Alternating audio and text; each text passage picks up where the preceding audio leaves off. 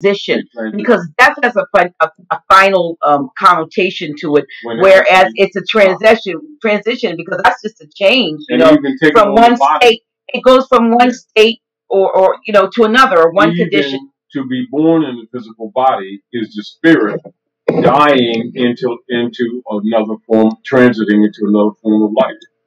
I always see the birth process as the fall. It's sort of the fall, because we've come down from a lofty spiritual space into a physical. That was the fall of. So you having what? Spiritual beings having a physical experience. Absolutely. So human. But when you put the fear in there of death, then and the financial people away from not only does it do that, but let's talk about the church. I want me to speak from my experience as a pastor, if you will, if I may. The one and done theory, or the premise that if you don't get it right this time, you're going to go to hell, is what the Roman Catholic. Yeah, but what the Roman Catholic Church, while they created a place called purgatory, because what they would do is, there would be so much uncertainty of whether or not a person's loved one made it in, so to speak. So they create this place called purgatory, which is still another financial venue, because what the family would have to do was they would pay for novellas, they would pay for candles, they would pay for prayers, and all of this stuff to pray their loved ones out of purgatory. So they had these various levels. And then, of course, on the physical level, what became what was physical, which was to throw you in the debtor's prison, which was hell, then became morphed into this eternal hellfire where you would burn forever. But we know that eschator chamber is what was called hell. Yes, and it's really those tunnels that they have underground under the churches, and a lot of people haven't been. They're becoming exposed to people who haven't done research, exposed to them more now and lately, which is another reason why I'm sharing some of Alamo's statements, although it could go further, and people don't know that was and is the hell. That it actually is tunnels under those old churches, and the pits for those who didn't pay the tithing or the taxes to the IRS. They would throw them. Why they've been taking all of people's goods, stealing their accounts, etc., under the guise of having sovereign authority of government, when in fact they were not creatures of the Constitution. They're not creatures of the treaties. They were indeed creatures of the papacy, of the Vatican, under the God of this world, of government ordinance departments of the Inquisition, run by the popes of Rome and the mafia, and that is the truth. And this is what has happened particularly at North America. And the other thing about the fear of death and hell is the fact that they didn't want people. Our ancient religions believed in reincarnation. They would look at a baby and you could say, tell that this child coming in was an old soul returning, but they kind of took that out of Christianity because they watered that down, even though there's still stuff in the Bible, that suggests a reincarnation, but yet they would downplay it because this is my feelings. I felt that the reason why they did that is because if you only thought you had one chance, then they could soak you for all that you were worth in each life that you came in, especially if you forgot the previous lifetime that you'd been here before. If you knew you were going to come back over and over again, and it was some of the things that were put on you as these were things you had to do in order to make it, and you'd be I'll be back one way or another. You wouldn't fear because you'd been here before, and you'd be again. Also, you would understand the ancient the ancient Gnostic philosophy that there is no death to man. There's only transformation, etc. And then when you also, as we shared, Alamo's perspective, we can go back to, the commentary on the letter by the Pope of Rome to President Obama. That we've shared with people on the flash drive over the years, and you can see the operations are still going on today, and that death and taxes, is not, because you can refer to the death cult as really them creating suffering for humanity, the death of peace, the death of happiness, the death of you having right to your own labor, etc. And this is why, again, it's important to look at, the Organic Act of Congress 1871 and understand that the persons in the Congress, etc., for the United States who murdered Lincoln were actually members of the death cult of the Roman Curia. And those operations affect us to this very day.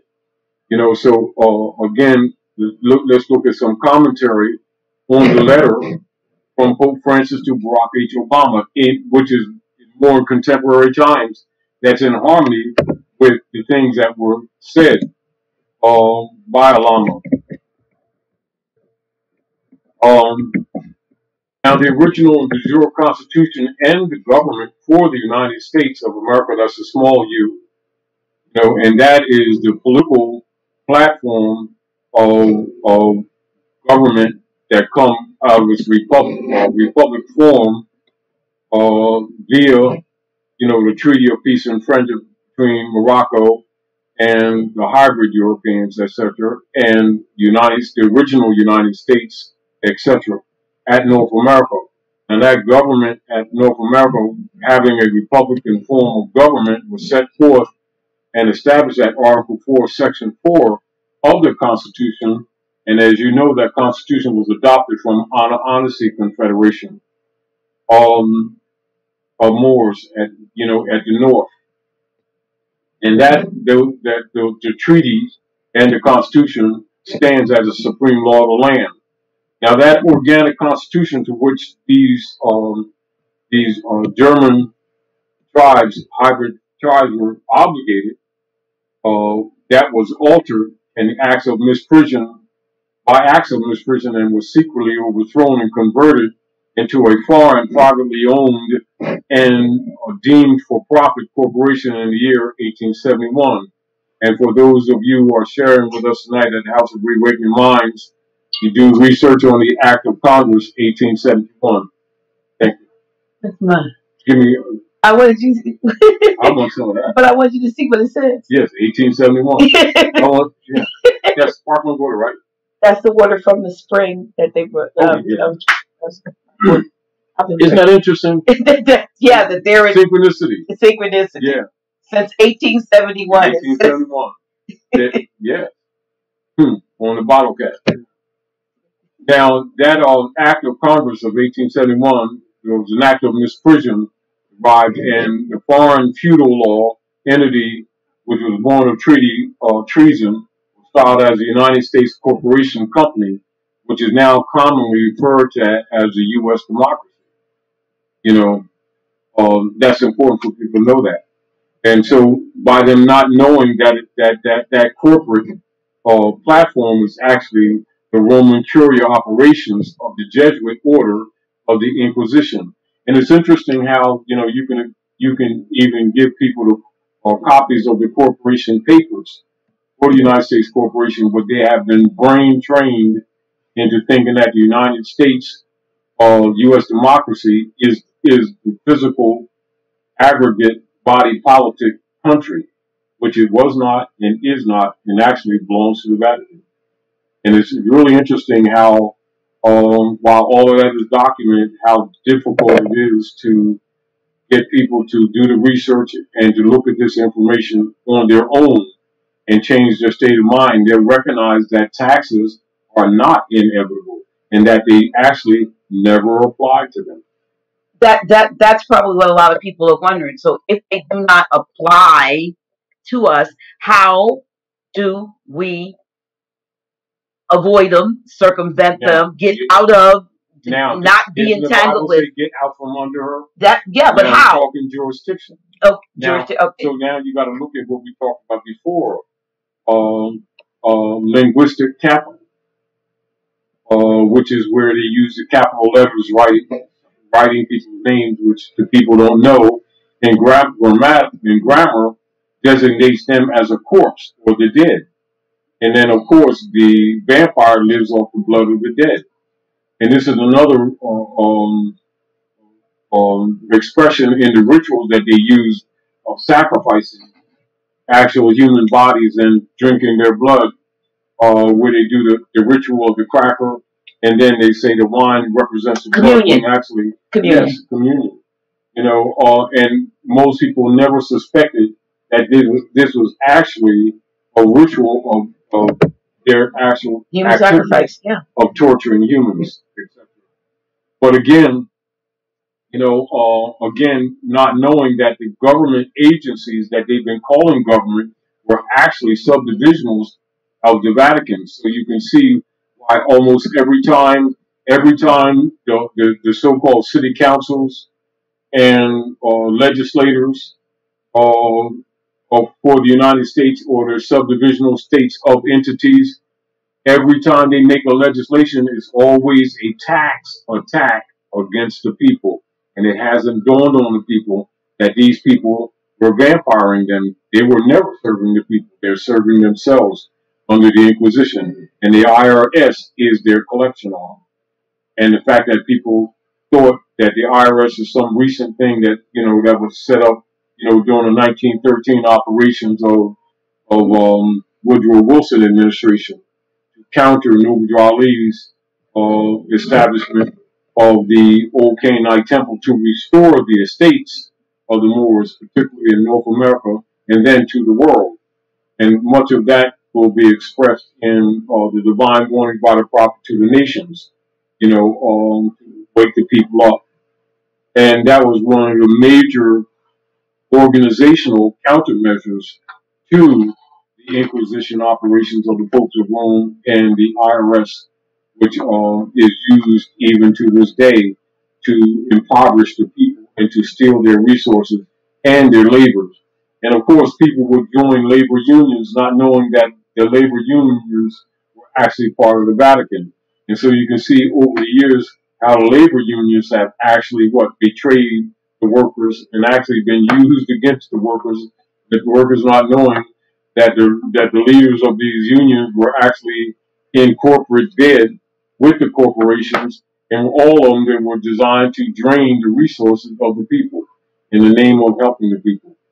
The same way that the priesthood, under the name of the 501c3 Lyndon Baines Johnson Skull and Bones Agreement, thought that they were, you know, tax exempt because they were honoring Jesus and not knowing that actually they were just simply military operations of the popes of Rome for controlling the people, etc., and exploiting them.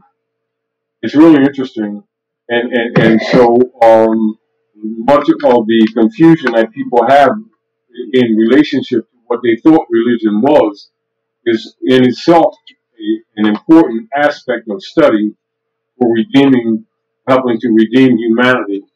And again, it's why it's important for people to understand the politics of what they thought was government operating today in these contemporary times is really not in service to the people, but the people themselves were actually being served up by these people, etc. And that death and taxes were causing injury to the people who did not serve the popes of Rome, etc. You know, were jailed. Now they have a better understanding and comprehension of the POW camps that are actually instituted across the land, and which are really private POW camps of the Popes of Rome and members of the Roman Curia under the guise of U.S. government agencies, when actually they're attacks on the Aboriginal indigenous people, mainly under Inquisition operations. And that continues to this very day. And so, again, in relationship to people making what we call claim of reversion of their estates and putting all of their property and the fruits of their labor in trust to start protecting it from these de facto pseudo government agencies that they thought were creatures of the Constitution and treaties, which they are absolutely not. Once that is comprehended by the people themselves can start intelligently speaking up and stop volunteering into the tithing system of the IRS and making contracts with them that create liabilities against their own estate that the people, for the most part, was not aware that the estate not only included land, air, and water, and their physical property, but also their rights and their liberties, which is again why civics, as a general rule, has not been taught. Or you'll see people who are party to the dark priesthood will condemn anyone who teaches civics and constitutional principles because it exposes the fraud of the circle, church, and chancery of the chambers of hell coming from the Vatican that is operative in almost every government on the planet. And of course, this is why, again, as they have drained all of the labor and resources from the people, that you have the institutions that the people have trusted in, invested themselves in, collapsing. Because they pretty much drained the carcass and now they're ready to sacrifice the people. People need to know that that's what the agenda is, under the guise of New World Order.